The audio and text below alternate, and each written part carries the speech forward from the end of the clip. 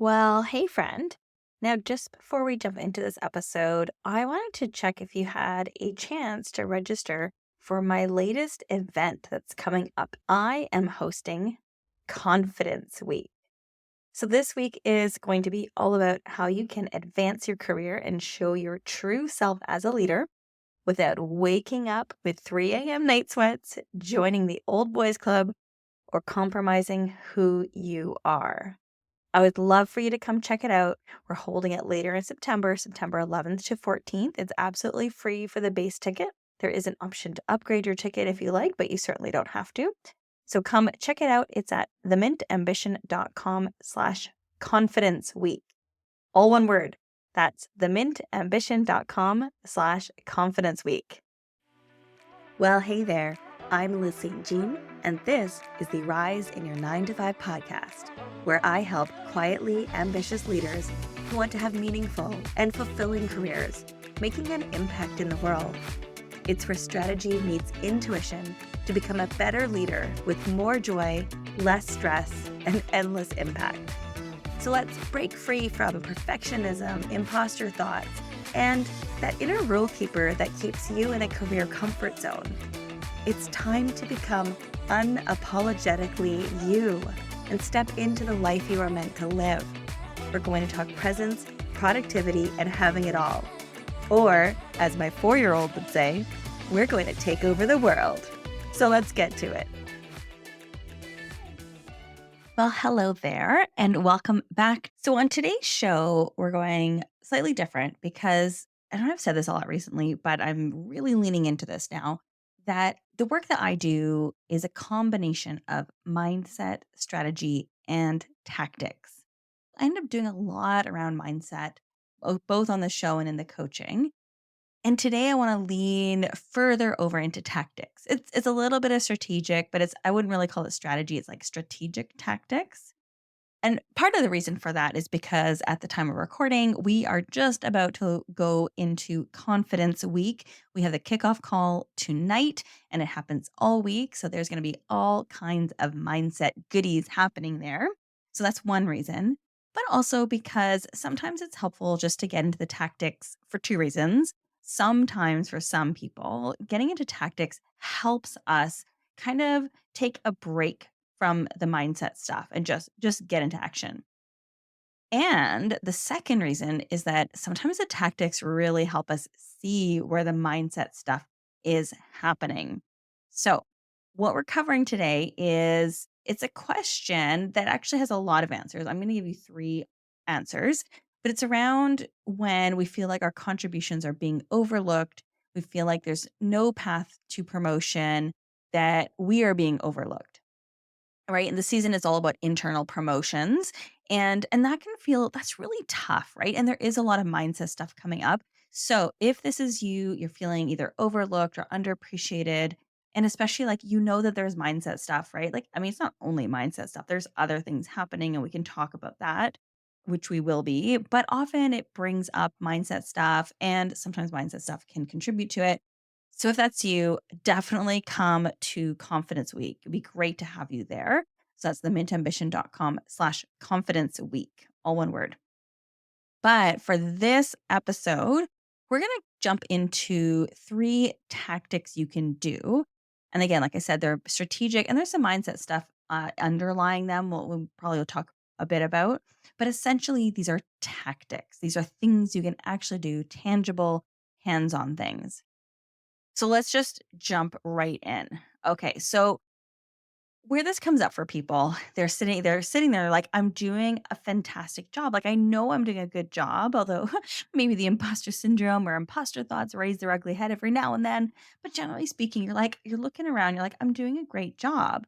Why are my contributions not being recognized? Why am I not being put up for promotion? Why am I not being tapped for promotion? So, I mean, on the one hand, we can, feel frustrated, perfectly natural to feel frustrated in those situations. But we can also take back responsibility in the sense of like, okay, now what can I do about this? That's what I mean by responsibility. Like, how can I now shift this back into my control? What can I do without it feeling frustrated or without feeling that kind of victim feeling of feeling at the effect of the situation. So, thing number one that you can do is really take a step back and step aside from the mindset stuff. We can work through that separately. Again, confidence week, come check it out. Take a step aside and really spend some time doing some research. Almost like put on that scientific, the lab coat and step into a place that's a lot more neutral and a place especially that's really curious. Just ask yourself the question and start doing the research around, okay, well, what does get people promoted in my organization? Because every organization is going to be a little bit different. There's obviously broad themes, but you want to sit there, if you're looking at an internal promotion, you want to sit there and say, okay, how do people get promoted in my organization? And really do your best to leave the mindset stuff behind. Like leave that out on the other desk and come to the desk where you can be more neutral. And so, because it's also really natural to get the kind of, let's call them the snarky thoughts of like, well, it's because they play politics or well, they're buddies and blah blah blah. And whether or not that's like capital T true or not is kind of unhelpful to have those mindset thoughts because, like, well, what are you going to do about it? I mean, I guess you could go and play that game if you wanted, but if you're listening to this podcast, you're probably not the kind of person that plays that game. So we do our best to leave those mindset thoughts off to the side and instead say, okay, well, that's probably not true for everyone. It's probably not the global T truth for everyone. So, what does get someone promoted in the organization? And for a lot of organization, it is relationships. Those do play an important role. And the reason it does is yes, like it can slide all the way to the extent of being very nepotistic and in a very dysfunctional manner, even a toxic manner. But usually the reason it plays a role in promotions is because of trust. So relationships build trust over time. And so people making decisions about promotions, they're taking a risk in a sense, right? They're putting someone into a level that that person has never done before, and especially if it's diagonal, like going, you're not just going up, but you're going over to another part of the organization. You're potentially in charge of an area you haven't done before.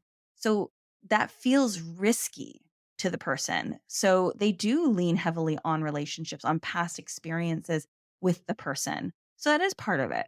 So part of your role to put that scientific hat on, that lab coat, get the what is it called where you jot down notes, right? You know what I mean? The clipboard. Get your clipboard out and just think, okay, how much of that is part of it? Is it the majority, right? Some organizations it will be the majority because getting promotions is about being put up for a promotion, right? You have some this is especially in the tech field where you're kind of put forward in other places you have to be genuinely sponsored, but that said, you might be in an organization that's much more kind of bureaucratic and follows much more of an HR kind of structure, which is like it has less to do with directly with relationships, although relationships will always be important. But maybe it has more to do with passing the process. Maybe there's like a 3-step process or a 7-step or a 10, who knows how many steps of the process where you're either taking exams, doing interviews, doing role plays, right? You want to sit back and just make sure that you know exactly what is required for getting promoted. So those are the direct steps, right? That I'm listing there. But you also want to look at the career paths of people in your organization. So looking at the paths of your executives and especially the people who are recently promoted into director level roles, because that's also going to give you a sense of where the organization is heading in terms of promoting from within. Okay, so you wanna do that, look at those career paths. Then the other thing, and this is something I don't see people doing this often enough, so if you're not doing it, please start now. This is so invaluable, is start collecting job descriptions. Start collecting tabloids if you have them in your organization, if your organization is big enough to actually do postings of promotional opportunities. And here's where people go wrong. People often start doing this, but usually they're only collecting for the exact position they're thinking of going. What I want you to start doing is have the whole repository, whether it's a position that's in your area of expertise or not. Like maybe it's a completely different area. Let's say you're in tech, and you come across a job profile or a tabloid of an HR manager. You're like, well, I'm never going into HR. Doesn't matter, right? It's within your organization. Grab it and you start collecting and you'll start to see themes over time. The other mistake that I see people make is they only get the very next level that they're looking for, right? Like if you're a subject matter expert, you're thinking becoming frontline supervisor or manager, whatever it's called in your organization, you only go and get that job description and collect those. No, if you are even remotely thinking of like, well, maybe one day I'll be an executive, like you just have this, kind of this far off dream. You think, oh, that's an ambition, right? A goal, a far off goal. Start collecting those now because what you wanna start seeing, you're gonna start putting together a tapestry. So it's not a mosaic with random pictures. You're gonna start putting together this tapestry to understand how does your organization see management at different levels, right? And you're gonna start seeing the themes. You're gonna start seeing the pathways, right? Start collecting and seeing, okay, what does that pathway look like? And what's going to show you is what are the kinds of competencies that they're expecting? What are the stories that you're going to need to bring to your interviews? Assuming that there are interviews, there should be. If you're in a large enough organization, there'll be some kind of interview at some point. But it's going to start building up that picture for you. So instead of thinking, oh, I'm being overlooked, I'm being put up for promotion, no, go out there, figure it out. What is that pathway? What does it look like? What are the expectations? And the last thing you can do for this, for doing your research, is go have conversations with people about this, right? You don't have to go in loud and pushy and, trying to get the spotlight on you saying, oh, look at me, I'm going to get promoted, because that's how we feel about it, right? Like we kind of have this like image in our mind of people going in and saying things like that. It doesn't have to be like that. Go in with curiosity, go in with interest and ask people either about their own experiences. You could, if you have that close of a relationship, or ask for their advice, either about longer term career goals or the most immediate career goal, right? So, mentors are fantastic people to have these conversations with. And you really want to be able to have this conversation with your own boss as well. Your boss can play a big role in this. Not always, but quite often they do.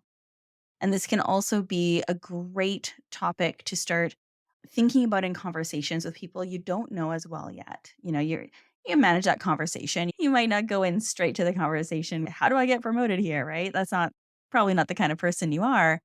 But finding out about people's career paths and what tips they have and what advice and even things like when did they feel ready to go for a promotion or when they didn't and what advice would they give someone else.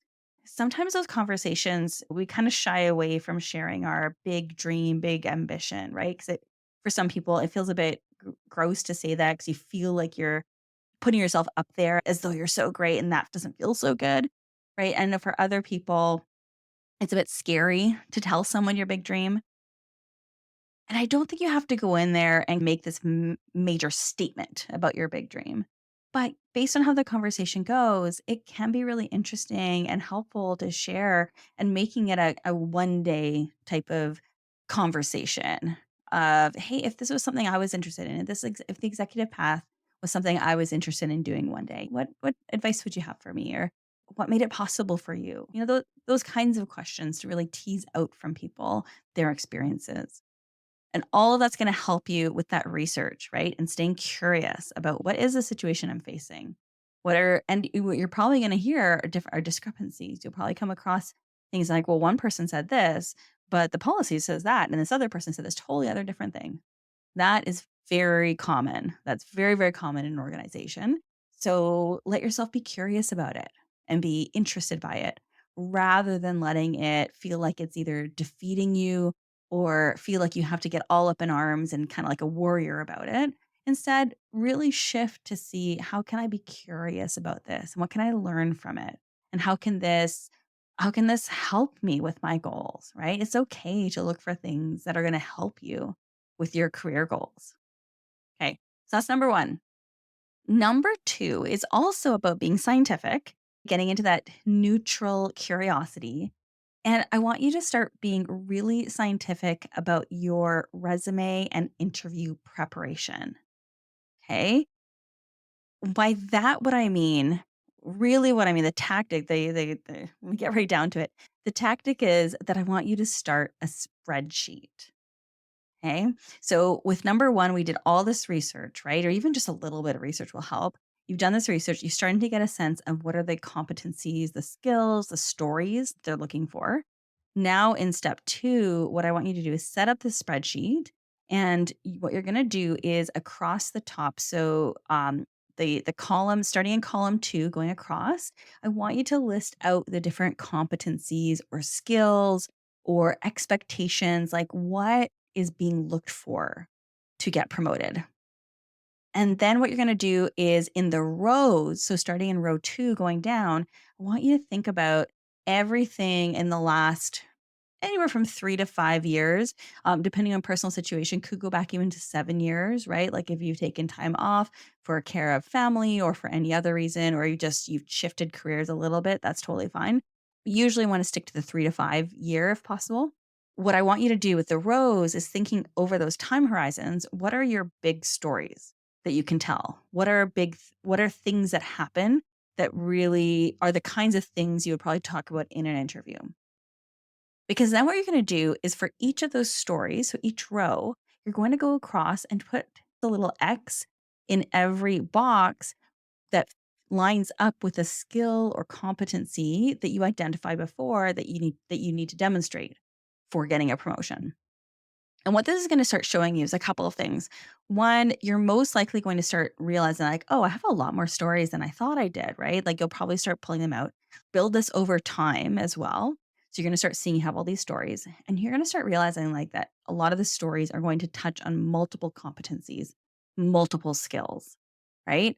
And then what it's going to do for most people, it does this. So, you don't have to feel bad about this at all. This is what should be happening is you're gonna see where the gaps are, right? You're gonna start seeing like, "Oh, right, there's like this major skill that" and it's probably something that won't be a surprise to you, right? But it might not have been as obvious to you. Like, this is gonna make it super obvious. "Oh, there's this one competency that is just absolutely expected in my organization for getting the promotion, and I don't have a lot of great stories about it," right? Now, for the spreadsheet, I said you could just do little X's. Some people like to go to the next level and actually color categorize this. So, for any story that matches a competency in a really fantastic way, like it's a fantastic story for that competency, you give that box a green, you color it green. Then, if you have other competencies that are like, well, it does touch on that competency, but it's not as strong, you could give it another color like a yellow or an orange. And then I would recommend leaving it blank after that. You could try it with red if you wanted, like everything that if it doesn't touch competency, you make it red, but I'd recommend just leaving it blank. The color coding can be helpful because you might start seeing some patterns there of where you have a lot of strong stories versus not as strong stories. But the most important thing really is to see where you don't have a story, right? Like, let's say one of the main areas in your organization that they're really promoting right now for promotions is innovation. And you're looking down your list of stories like, oh, I don't have a really great story for innovation. Well, first of all, you might need to go digging in your memory banks and think, okay, what could I talk about for innovation? But assuming that your interview is not next week, assuming that you've got a few months before the interview, well, you're going to want to focus on innovation, right? What can I do in this next few months that I can have a story that speaks to innovation, right? And that's going to inform you. So this is why you want to do it is because again, assuming you don't have the interview tomorrow, right? That we are thinking beyond tomorrow. We're getting more strategic in that sense. We're not just reactive and scrambling with next day's activities. We're thinking further ahead. Well, that tells you where to focus your efforts and where you might need new stories, right? You might have some stories you're like, oh, I have a really great story about innovation, but that was like 7, 8 years ago. Well, depending on what else you have, what else is showing up on the spreadsheet, you might want to go and work on a new story for innovation in that case. So that's number two, being scientific about your resume and interview preparation.